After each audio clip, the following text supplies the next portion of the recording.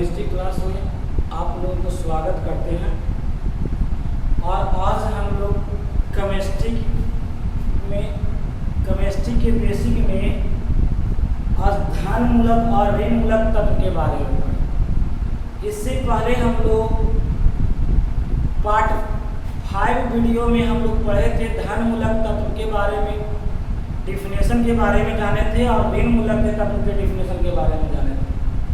यानी कि हम लोग मूलक के प्रकार देखे थे और मूलक के प्रकार में धनमूलक और ऋणमूलक के बारे में वर्णन किए थे। आज उसी धनमूलक और ऋणमूलक के गणित को बढ़ाते हुए हम लोग देखेंगे धनमूलक में कौन से तत्व धनमूलक में आते हैं और उसका संयोजकता कितना होता है, और ऋणमूलक के अंतर्गत कौन कौन से तत्व आते हैं और उसका संयोजकता कितना होता है उसके बारे में देखेंगे। और आज उसी धनमूलक और ऋणमूलक के आधार पर आगे हम लोग देखेंगे रसायन शास्त्र में रिएक्शन अभिक्रिया करने के लिए हम लोग सीखेंगे। यानी इसी धनमूलक और ऋणमूलक के आधार पर रिएक्शन अभिक्रिया करने के लिए हम लोग सीखेंगे। तो अच्छी तरह से हम लोग धनमूलक तत्व के बारे में और ऋणमूलक तत्व के बारे में आज हम लोग देखेंगे। जैसा कि आपका बोर्ड पर दिखाया गया है, ये तत्व सारा जो तत्व देख रहे हैं ये सारा तत्व आपका धनमूलक के अंतर्गत आते हैं। और धनमूलक का दूसरा नाम क्षारीय मूलक भी होता है। यानी कि धनमूलक कहें या तो क्षारीय मूलक तत्व कहें, दोनों समान है। जैसे एक व्यक्ति का दो नाम होता है, उसी प्रकार हम लोग इसे धनमूलक कहें या तो क्षारीय मूलक तत्व कह सकते हैं। और धनमूलक के एकल संयोजकता में ये जो तत्व देख रहे हैं एकल संयोजकता में पाया जाता है, और द्विसंयोजकता में जो तत्व देख रहे हैं वो द्विसंयोजकता इसका होता है। और त्रिसंयोजकता में जो तत्व देख रहे हैं ये त्रिसंयोजकता इसका इस तत्व का होता है। और चतुर्संयोजकता में जो तत्व देख रहे हैं उसका संयोजकता 4 होता है। यानी कि बाबू एकल संयोजकता में आपका हाइड्रोजन होता है, लिथियम होता है, सोडियम होता है, पोटेशियम होता है, सीजियम होता है, अमोनिया होता है, सिल्वर होता है। वही द्विसंयोजकता में बात करें धनमूलक के तो बेरिलियम होता है, मैग्नीशियम, कैल्शियम, स्ट्रांसियम और बेरियम, जिंक। और त्रिसंयोजकता में देखा जाए तो त्रिसंयोजकता में आपका क्रोमियम पाए जाते हैं, बिस्मथ पाए जाते हैं और एल्युमिनियम होता है। और चतुर्संयोजकता में आपका होता है सिलिकॉन और आपका एक कार्बन होता है। ये धनमूलक के अंतर्गत तत्व पाए जाते हैं। और धनमूलक में एकल संयोजकता, द्विसंयोजकता और त्रिसंयोजकता तथा चतुर्संयोजकता के अंतर्गत कौन कौन से तत्व पाए जाते हैं उसके बारे में हम लोग जानें। और इसके सहारे हम लोग धनमूलक और ऋणमूलक को मिलाकर हम लोग रिएक्शन करते हैं। जो पहला रिएक्शन अभिक्रिया सूत्र लिखने का नियम में बतलाता है कि किसी आकार्बनिक सूत्र को धनमूलक पहले तथा ऋणमूलक बाद में लिखते हैं। वो नियम के आधार पर देखेंगे, सूत्र लिखने का नियम में देखा जाएगा। अभी हम लोग देखें धनमूलक और ऋणमूलक के अंतर्गत कौन कौन से तत्व पाए जाते हैं उसके बारे में हम लोग देखेंगे। इसको उतार लीजिए, राइट डाउन कर लीजिए।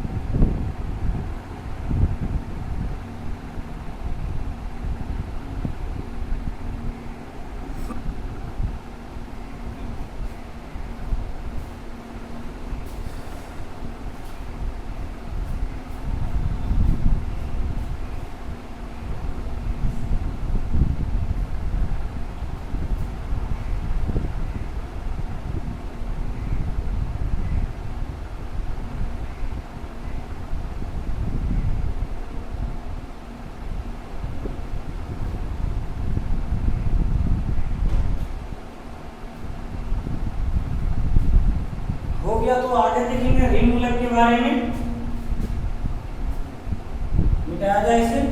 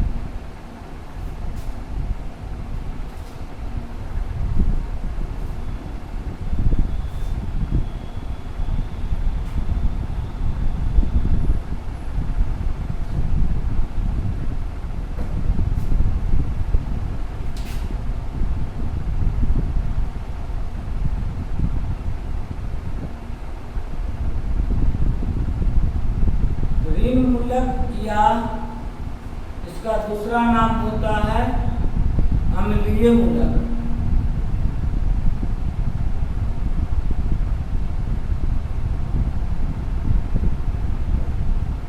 अम्लीय मूलक तत्व,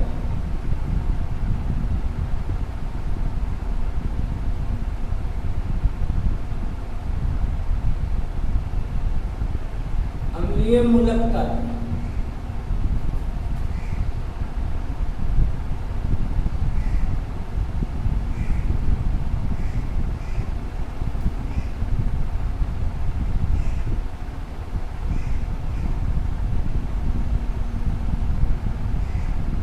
ये मूलक तत्व। अब धन मूलक, इसके पहले हम लोग देखें, और धन मूलक के अंतर्गत कौन कौन से तत्व पाए जाते हैं इसके पहले हम लोग देखें। अब हम लोग देखेंगे ऋण मूलक के अंतर्गत कौन कौन से तत्व पाए जाते हैं, और एकल संयुक्ता में कौन कौन तत्व होते हैं, द्विसंयुक्ता में कौन कौन तत्व पाए जाते हैं, और त्रिसंयुक्ता में कौन कौन तत्व पाए जाते हैं, और चतुर्संयुक्ता में कौन तत्व पाए जाते हैं। ये सारा हम लोग ऋण मूलक के अंतर्गत देखेंगे। और एकल संयुक्ता में आता है बाबू हाइड्रोजन भी आता है। हाइड्रोजन धन मूलक और ऋण मूलक दोनों में पाया जाता है। यह समय पर आपका हाइड्रोजन धन मूलक के कार्य करता है और ऋण मूलक में भी कार्य करता है। तो एकल संयुक्ता में हाइड्रोजन, क्लोरीन,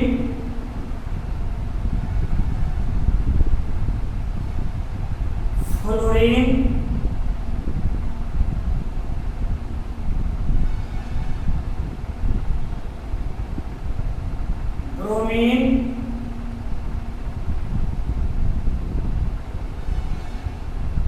ब्रोमीन, आयोडीन,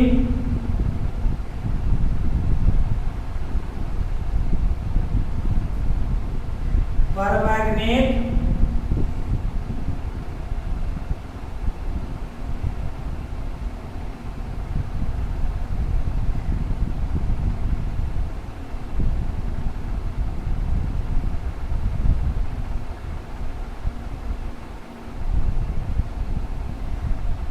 एक होता है नाइट्रेट,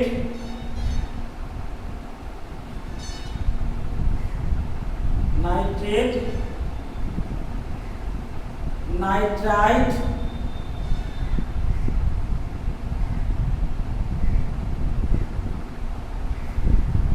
वही दूसरा संयुक्ता में अगर बात किया जाए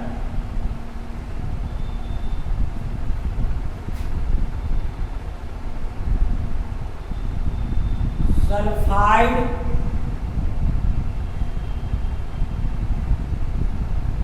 सल्फेट,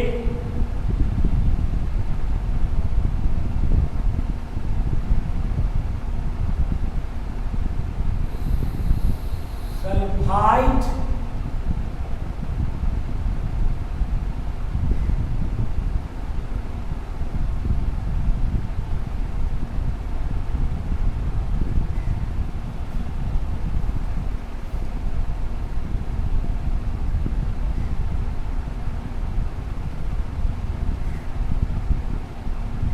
बाद होता है क्रोमेट,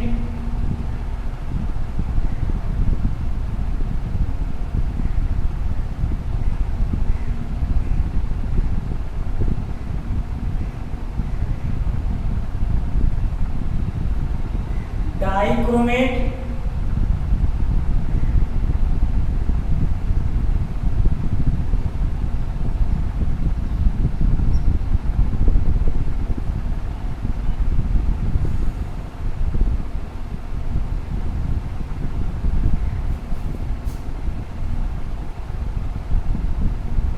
बोरेट,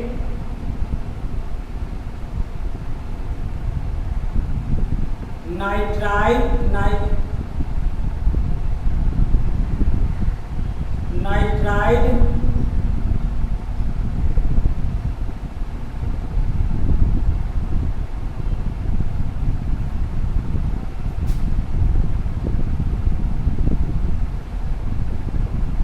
फॉस्फाइड, फॉस्फेट,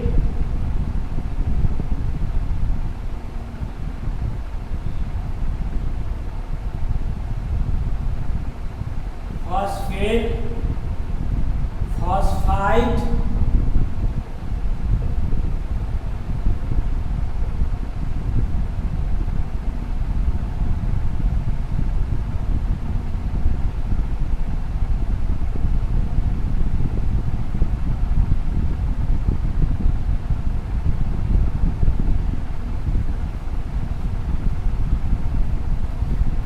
एक कार्बन।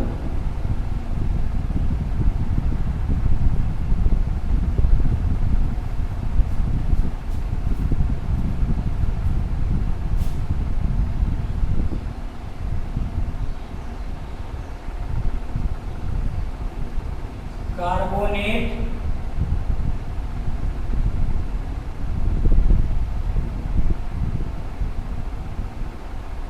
कार्बोनेट,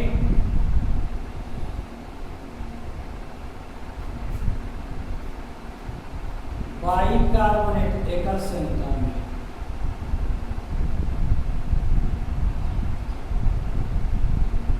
HCO3,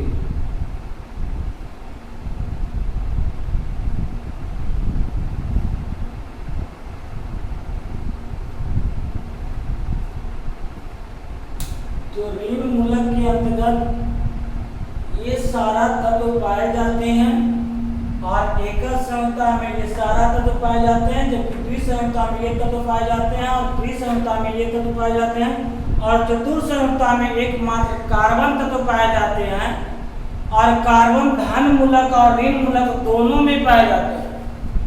इसलिए हम लोग कहते हैं कार्बन को कि यह चतुष्फलकीय होता है।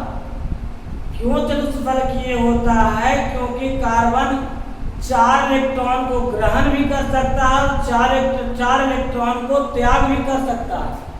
इसलिए कार्बन चतुष्फलकीय होते हैं और चतुष्फलकीय होने के कारण कार्बन धन मूलक और ऋण मूलक दोनों के जैसा व्यवहार करता है।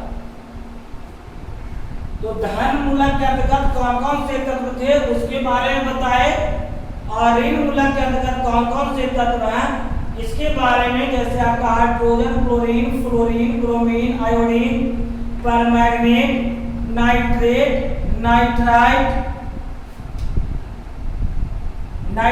नाइट्राइड, बाइकार्बोनेट, वही सल्फाइड, सल्फेट, सल्फाइड, थायोसल्फाइड।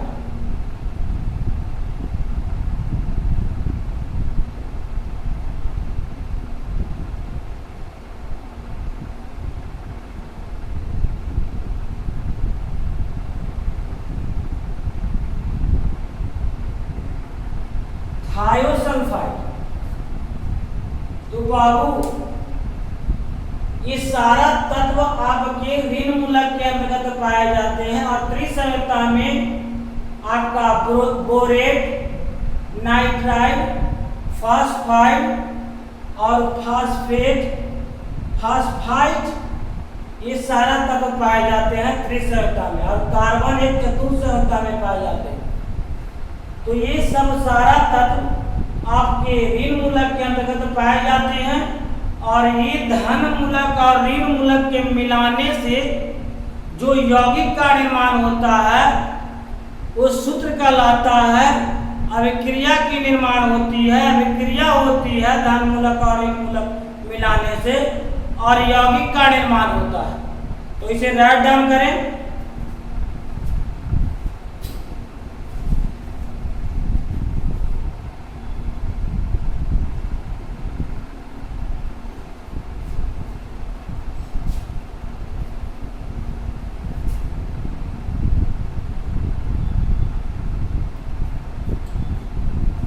और अगले वीडियो में आप लोगों को बताया जाएगा धन मूलक और ऋण मूलक को मिलाकर आपका रिएक्शन कैसे होता है, उसका रूल बताया जाएगा।